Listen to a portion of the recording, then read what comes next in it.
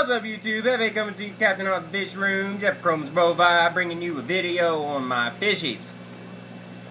What you're looking at here is a red-tailed giant gourami, and his personality is starting to come out.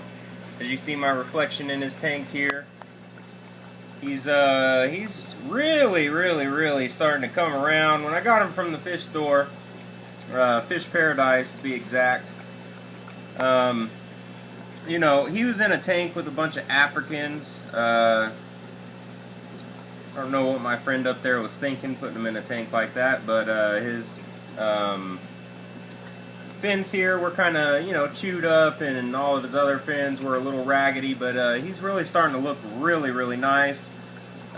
Personality is really starting to come around, starting to beg for food. Before I turned on the camera, he was, you know, kind of running at the glass. You can see him there waiting for the food to drop, and then as soon as it does, he goes up there and munches it pretty good. You know, I don't know if this is a male or female yet, so, you know, as far as breeding plans with this guy, you know, it's not gonna be for a while until we get this guy. And you know, they're really not bred a whole lot inside the hobby. It's, you know, it's kind of one of those fish that's kind of hard to find, and is not really collected too much for the hobby. So I was really lucky to find this guy, and, you know, get him in my possession. You know, I'm assuming it's a, you know, or I'm not assuming, but I'm calling him a guy. That's, I mean, I call my fish guys until I know what they are. But, you know, he's really cool. Personality is really starting to come around. They are bubble nesters, so if you can imagine a 20-inch gourami building a bubble nest, you know, they come out to about the size of a softball whenever they build them. The male protects the nest, raises the fry until they start swimming. So, you know, really hoping I can, you know, really hoping I can start a breeding project with these fish one day. It'd be really exciting, and something I've always wanted to do ever since I've seen one of these fish. You know, they're just full of character as far as personality and you know, overall persona. They're kind of like cichlids in that way, so pretty neat. And then, oh, in this video, by the way, it's, you know, I'm going to kind of, you know, talk about a few things, show y'all a few things that have been going on. Here's that umbi.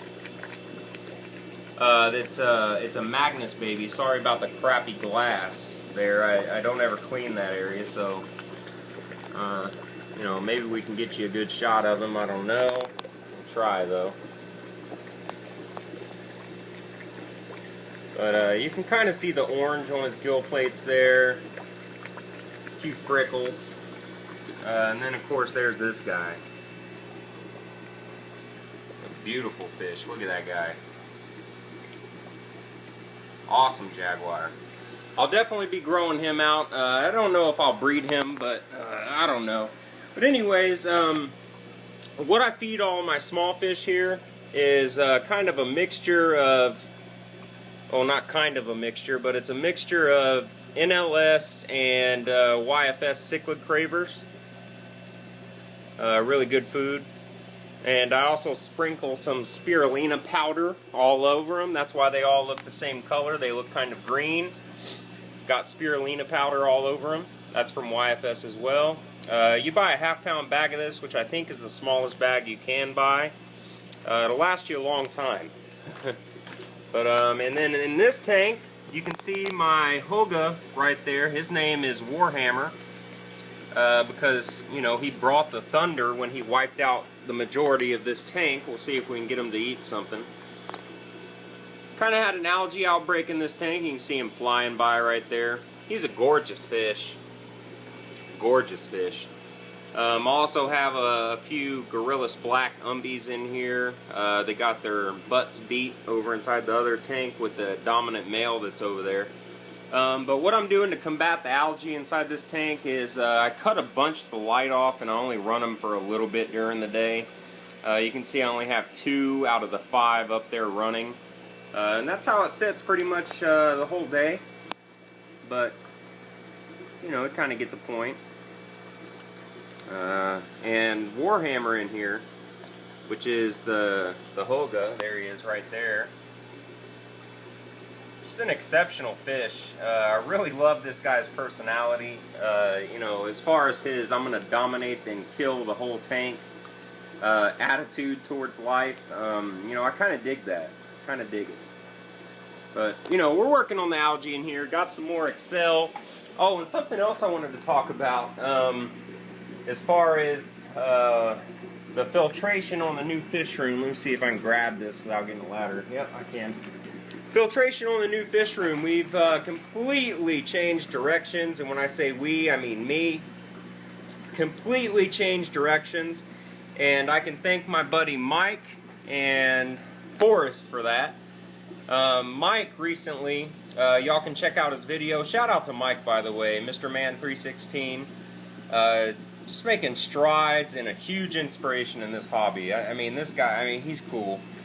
Forrest, same way. You know, just a huge inspiration for me. I've been in the hobby a long time, but I learn a lot from these guys.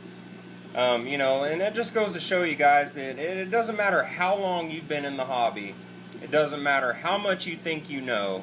You can still learn something every single day inside this hobby and life for that matter. But anyways, I have these two guys to thank for this. Links will be in the description, so be sure you check them out and sub up to them. Let's get them rocking and rolling.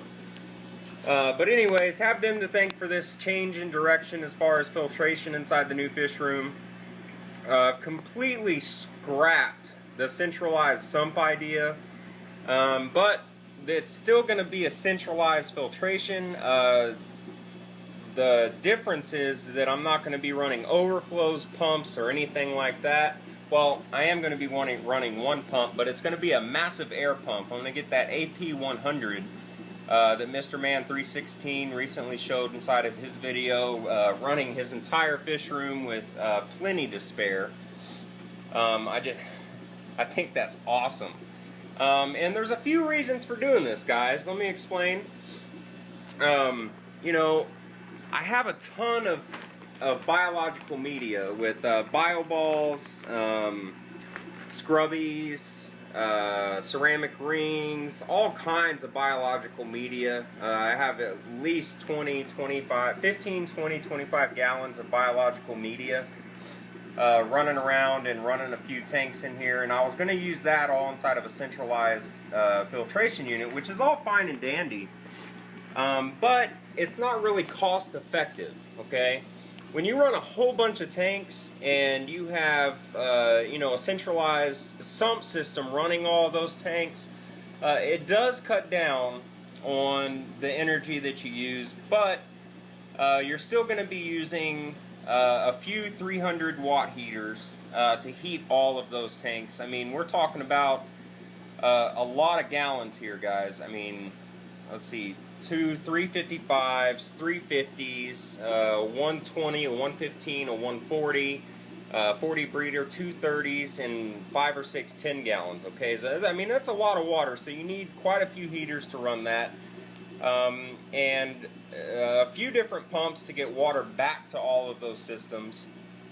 And you know, you end up with a lot of wattage, and you end up tripping your whole fish room when you try to vacuum the carpet inside of it or around it or whatever. I know Mr. Man 316 had that problem as well. It's a really common occurrence whenever you have a lot of tanks running, not to mention all the lights to run all those tanks. And I like his idea with the LEDs, by the way. That's a great idea. Not for way down the road for me, though. But anyways, I am going to central air. Okay, I've scrapped the whole sump idea. Now, you may be wondering what I'm going to do with all of the biological media that I have built up and already seeded. Not to mention the media that I haven't even used yet, like this gallon of bio balls right here that I got from YFS, by the way. 75. I mean, they have really, really good deals on media over there. Well, as far as their biological media, anyway. But anyways, not to mention all the stuff that I have, you know, built up, ready to go inside of a filter, you know, I'm not going to be wasting that, okay? You know, I'm kind of looking around. I'm going to be running a lot of sponge filters, like I have inside here and down there, and I think I have one in that tank. I'm not completely sure, but a lot of sponge filters are going to be used. But I'm also going to be using box filters that I can load any kind of media that I want in. So I'm not going to be wasting the the biological media that I already have all pumped up and ready to go. So that'll actually be running as well, and it'll be a closed loop system. And the cool thing about that, guys, is you can build a PVC. You know, just like inside Mr. Man's video, I'm not doing anything new here. I'm just explaining to y'all what I've decided to do. Let me turn off these lights so we can get a good look at the gorillas.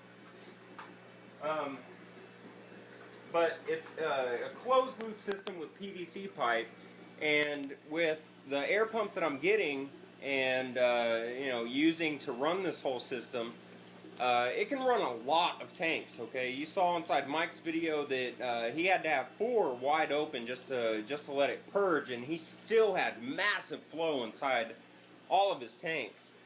So I mean, you can run a lot, and you just need these little valves that you tap into the PVC and screw in, hook up an air line to it, and then put a sponge on the end of it, and you're setting up another tank. So you know, the potential to grow is there. It's going to be a lot easier to add tanks to the fish room with a centralized air filtration unit, because all I have to do is tap a hole, or you don't even have to, I mean, you can tap all the holes that you want and just leave the valves closed, and when you want to add a tank, just hook up some airline tubing, a sponge filter, drop it inside the tank, and open that valve. That's all you got to do. I mean, if you're running centralized sump, like I was scratching my head on for the last few weeks, trying to figure out how to get water from low up high into the filtration unit, you know, I'd have to add an overflow and probably another pump or a bigger pump to get the water back to the tanks after it got filtered. And you know, it's just a big headache to add another tank to a centralized sump filtration unit. When you're running a centralized air unit, it's as simple as adding a valve, some air line, and another sponge. So, I mean, I don't know why I was being so hard-headed with the air idea. Now, of course, you know, I won't get the flow necessarily that I would inside most of my tanks, but you know, I mean, I do so many water changes anyway that doesn't really matter. You know, I mean, I mean, my substrate is hardly ever dirty. Of course, I have algae growing everywhere, guys, but I love algae. I mean, it's another filtration. It's a natural filtration for your aquariums. You know, of course, the planted tank guys don't like it so much, but even the best-looking planted tanks have algae in them, okay?